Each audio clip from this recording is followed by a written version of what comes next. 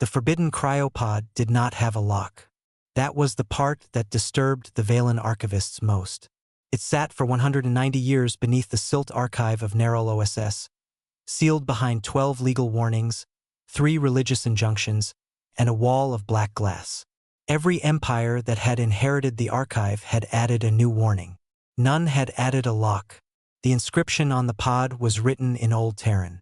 Open me only when you are ready to be honest. For generations, nobody was.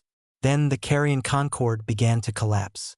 Not from war, not from rebellion, from a plague of memory. Entire Valen cities started losing their recent past. Children forgot their parents' voices. Pilots forgot landing sequences mid-descent. Judges forgot verdicts while still reading them aloud. The disease did not kill bodies. It erased continuity. And so, in desperation, Chancellor HFY ordered the forbidden chamber opened. The historians protested. The priests refused to attend. The soldiers who carried the pod into the light kept their helmets turned away from it, as if shame could become contagious.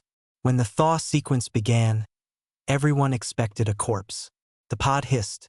Frost spilled across the floor, and a human woman sat up, coughing like she had only missed a night of sleep. She was small, brown-skinned, gray-haired at the temples. Her name band read, Maraquel, Port Marrow Civilian Relief Office.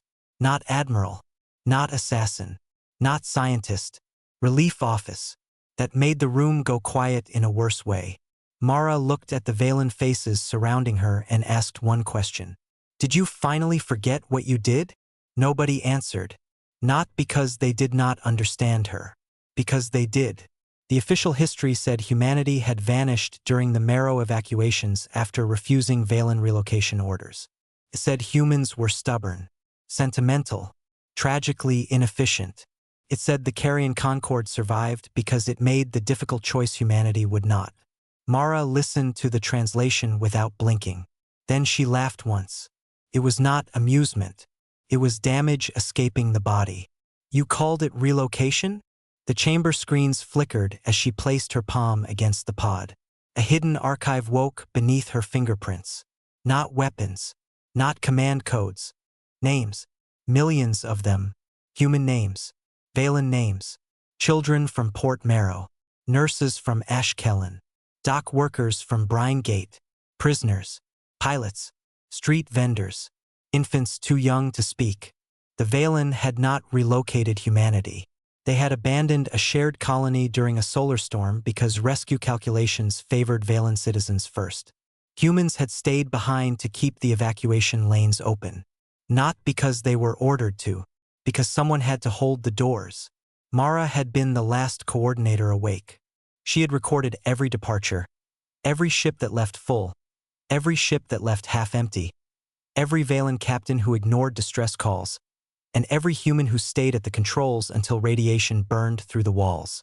Then she sealed herself in the pod with the complete record. The Valen had buried her because destroying the pod would prove the crime. Leaving it untouched let them pretend the truth was sacred. Mara watched their faces as the names filled the chamber. Some cried. Some looked offended by the inconvenience of guilt. Chancellor HFY demanded to know if the archive contained a cure for the memory plague. Mara nodded. In a way, the disease was not natural. It was old Valen engineering, a civic safeguard designed after Marrow to suppress collective trauma across generations. A forgetting machine built into public education, law, and neural medicine. It had worked too well. Now their civilization was forgetting everything. Mara could repair it. She had been trained for disaster systems, memory triage, refugee records, broken governments. Not war. Not revenge. Continuity. But she gave them one condition. Every city would speak the names first. No summaries. No monuments. No apology carved in beautiful stone. Names. All of them. For 6 months, the Carrion Concord stopped functioning as an empire and became a voice. Markets paused. Courts paused. Military briefings paused. Children learned to pronounce human names before Valen victories. On Nerol OSS, Chancellor Vero stood in the central plaza and read until his throat bled. Only then did Mara begin the repair. The cure worked. Slowly. messily. Some memories returned wrong. Some returned too sharply. Many wished they had stayed forgotten. Mara did not survive the full restoration. Her thawed body had never been meant to last. Her last recorded request was not for Earth, not for revenge. She asked that her pod remain open. Today, it stands in the silt archive without glass around it. Visitors can touch the rim where frost once formed. Above it, the original Terran inscription remains. Open me only when you are ready to be honest. No one has changed it. No one has dared.